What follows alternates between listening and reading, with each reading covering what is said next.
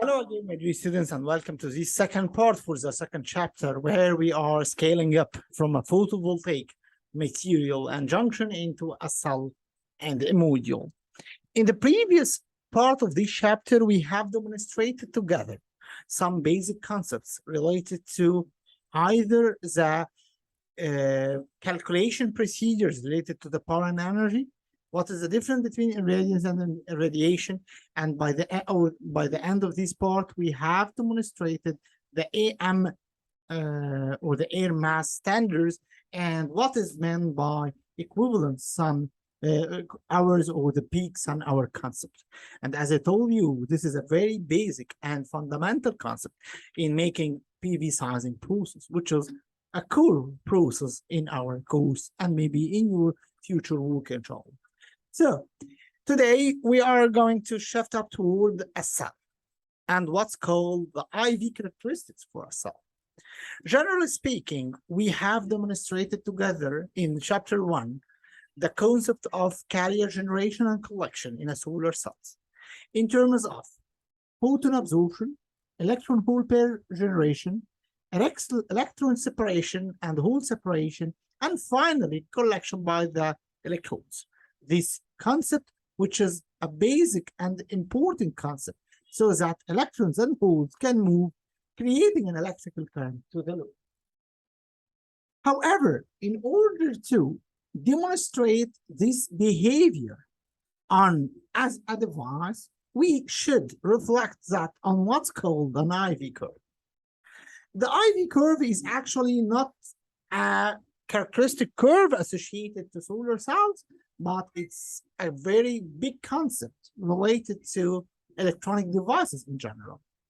If you remember, whatever your background or your direction, I think that most of the audience of this curve, of this module, have studied basic courses related to electricity, even not in the undergraduate, but at least in the high school. And I think that all of you know the general relation for an Ohm's law, mentioning that the voltage V equals to the current I times the resistance R. If you go to plot this relationship, you will have this straight line with V in the x-axis and I in the y-axis. This is maybe the very basic IV characteristic curve. Considering a resistance as a passive electronic device, we can say that this is the IV curve associated to a resistance. And so on and so forth for any electronic device, including PN junction diodes, MOSFETs, BGTs, or whatever the device is. So, following the same procedure, and as we are considering solar cells but as an electronic device, we should have an IV curve for this electronic device. And herein, we should consider the source of a solar cell. If you remember, my dear students, a solar cell basically is some sort of a PN junction. If you remember our previous chapter lecture. So maybe a good start point is to remember what is a PN junction IV curve. I think that most of you have seen it if you study somewhere a foundational course with circuits or electronics. So most likely you have dealt with an electronic diodes. So you know that electronic diodes, which is represented by this arrow, because diodes are these electronic devices which permit current only in one direction. However, no current can pass in the reverse direction. That's why they have this arrow symbol. The current flowing in a diode in a forward bias was given by a very famous equation saying that I equals, sometimes we call it I node or IS. In both terms, it's a saturation current times e to the power V over VT minus 1, where the V is the voltage applied to the diode. The VT is what's called the thermal voltage, which is equal KT over Q, and minus 1. This equation represents the current flowing in a diode with considering a forward direction. Now, if you go to represent this equation in a graph, it will end up with a graph like that. So you have here the voltage, here is the current, and here you have this exponential curve representing the current and the voltage.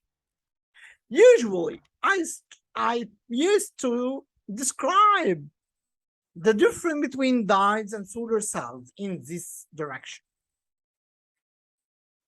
If we consider that electronic devices are of two types, either a supplying devices or a consuming devices.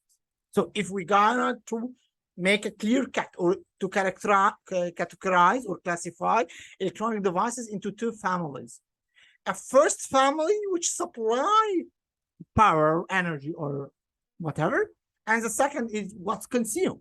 So for example, resistance are a supplying element, are a consuming element, I'm sorry, because resistance consume electrical energy and transfer it into some sort of thermal energy and so on. Diodes is still a consuming device. However, if we talk about a battery, this is a supplying device because battery supply voltage. If we have a current source, it's again a supplying device. It supply current and so on. So in order to have an appropriate mathematical representation for that, we should have a different sign for both.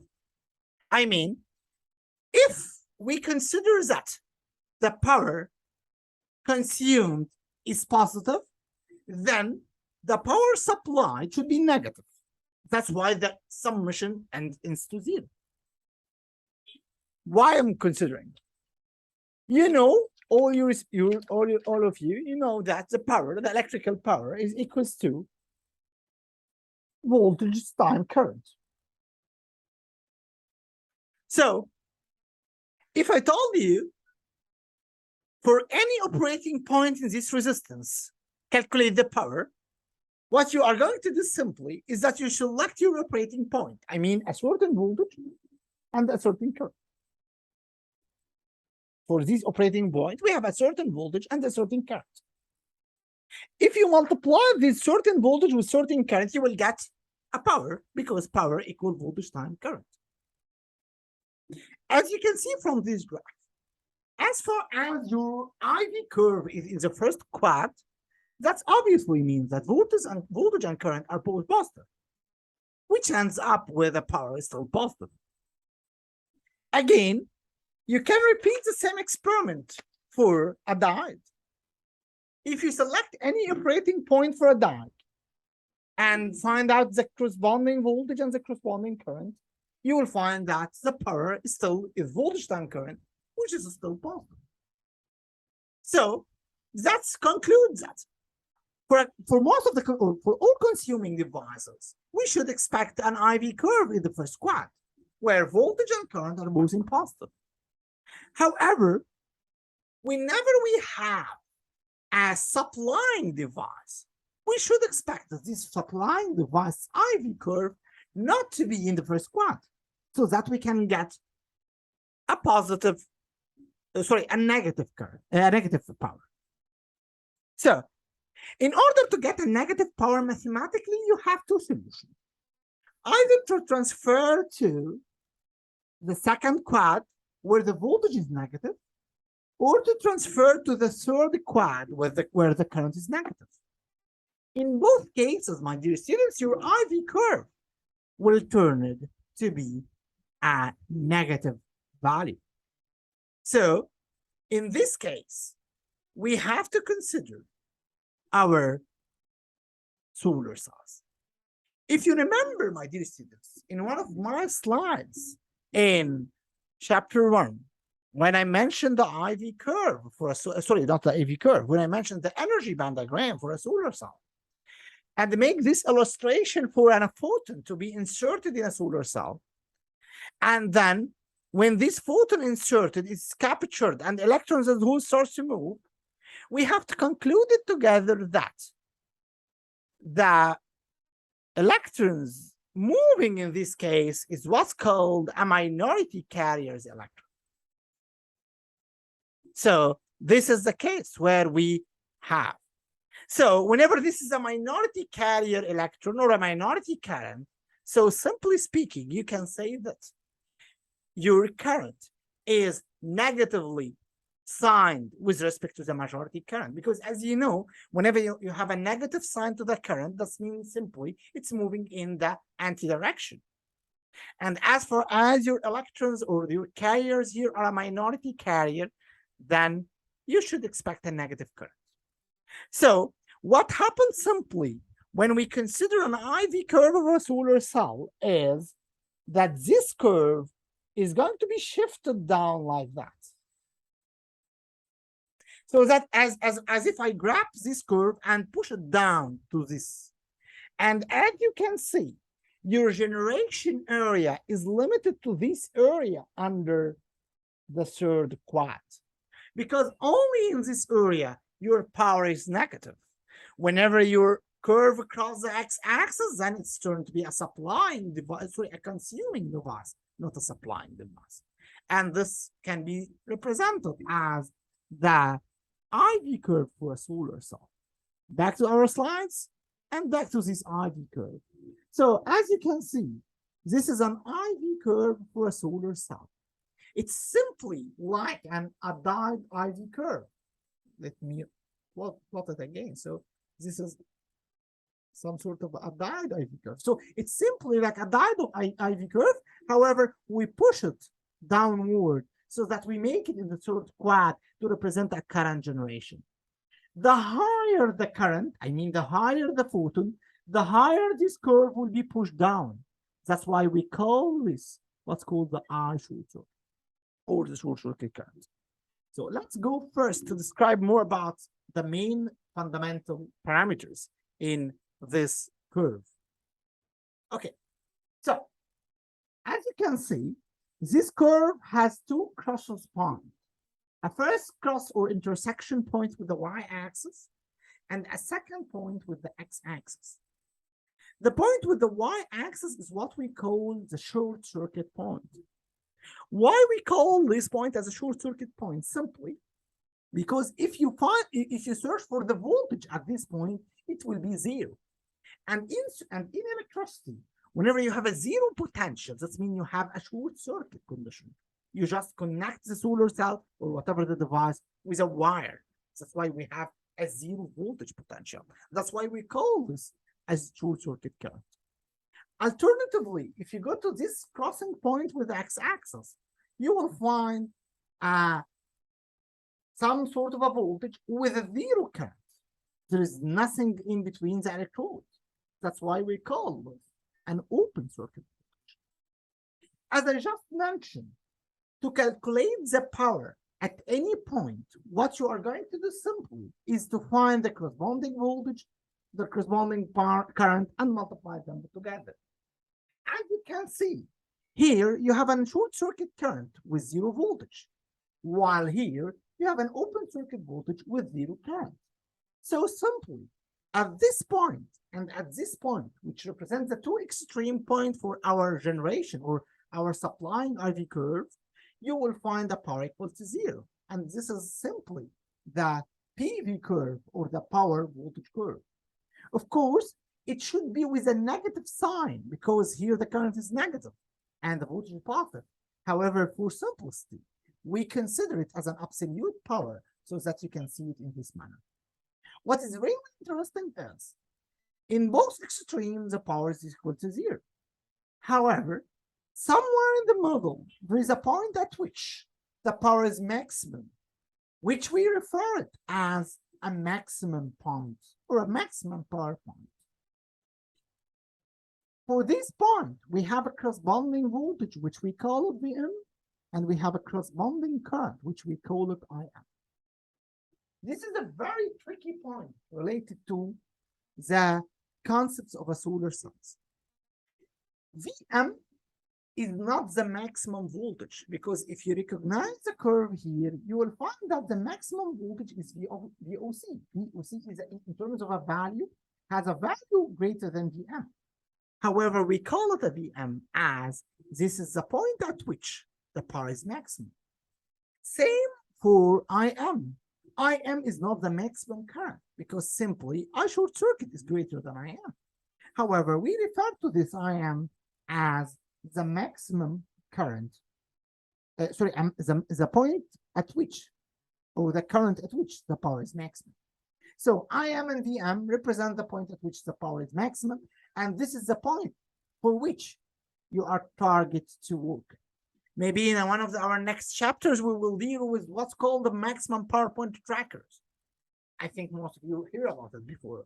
And this is an algorithm used to catch the maximum power point in a PV curve or a power voltage curve. So this, what's the IV curve and what is the PV curve?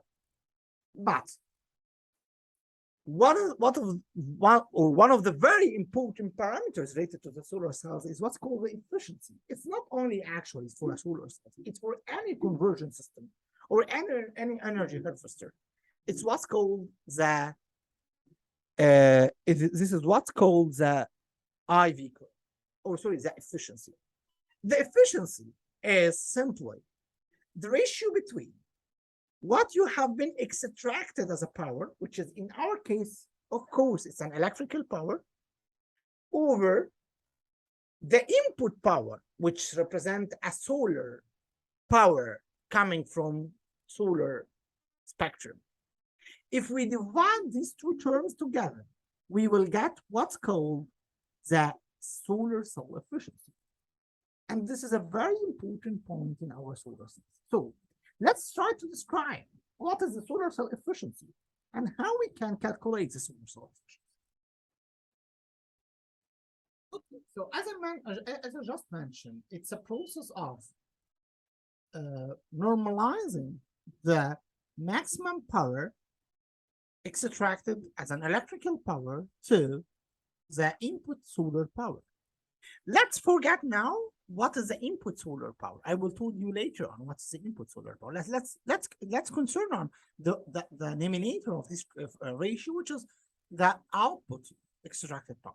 Simply from this graph, you can easily guess that the output power is simply VM times IM, which is, as you can see, that's totally true. However, usually in the solar cell industry, they try to make it in a very easy way to be easily catched. As you can see, if we don't have this PV curve, it's very difficult for you to capture where's typically the VM and IM point. You have to have the PV curve, and then you have to connect this maximum point with the corresponding voltage and the corresponding current point. However, these open circuit voltage and short circuit current are easily recognized with respect to the VM and IM. That's why we used to define a solar cell with respect to a VM and IM. Sorry, a V open circuit and a short circuit rather than a VM and IM. However, we include the effect of a VM and IM in what's called the field factor. So that the field factor is the ratio between VM and IM over the ratio between V open circuit and short circuit. So simply, if you multiply field factor with this V open circuit and short circuit, you will get VM and IM. Or in a geometrical way, you can say that the field factor is simply the area between this blue square rectangle to this yellow rectangle. And as you can see, the ideal condition will happen, which will never happen in a hypothetical manner when this field factor reach 100%.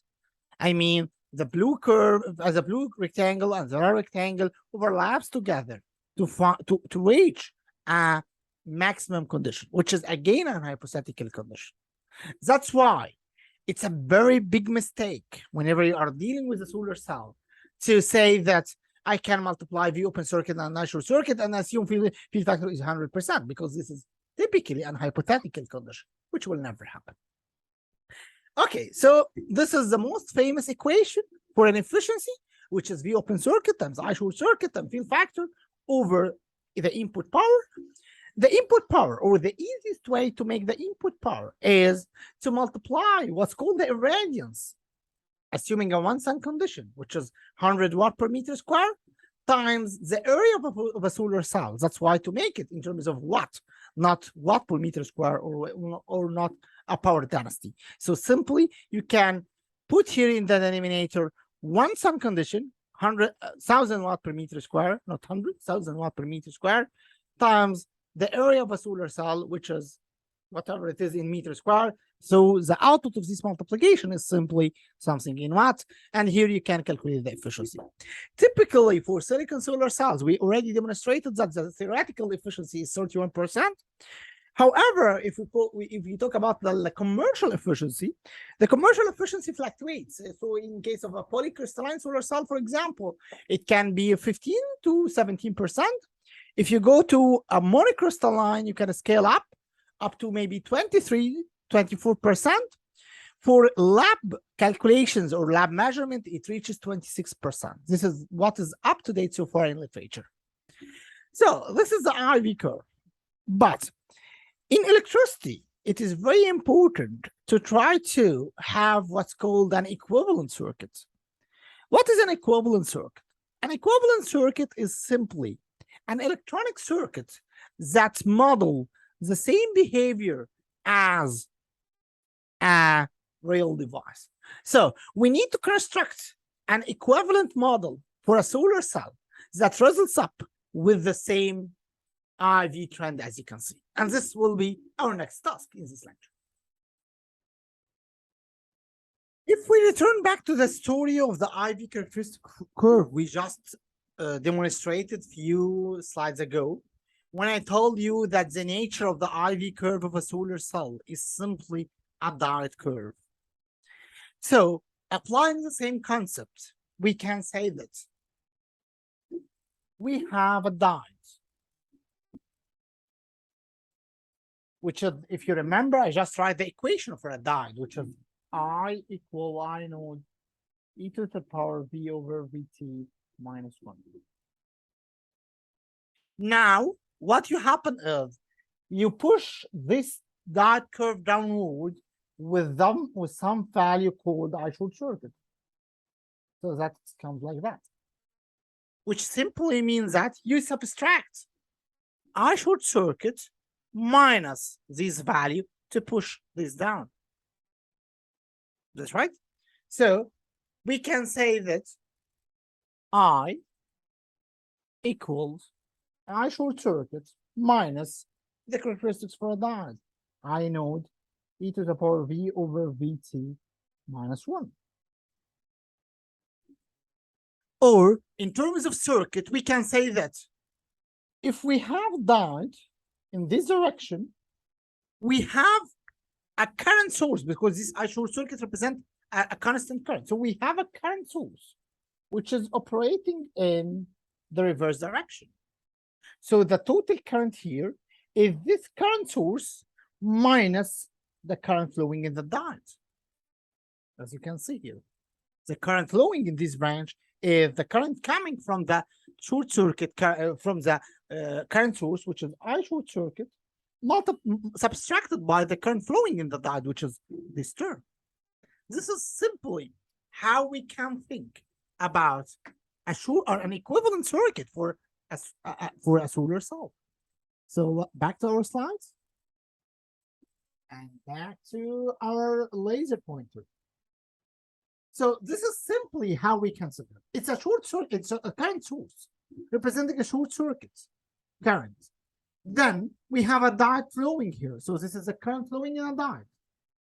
Then we have, or then what we are doing is we add a resistance here. This is a very common way of equivalent resistance, what's called a shunt resistance, RP, and a series resistance, or S. The shunt and series resistance represent the embedded resistance in the system.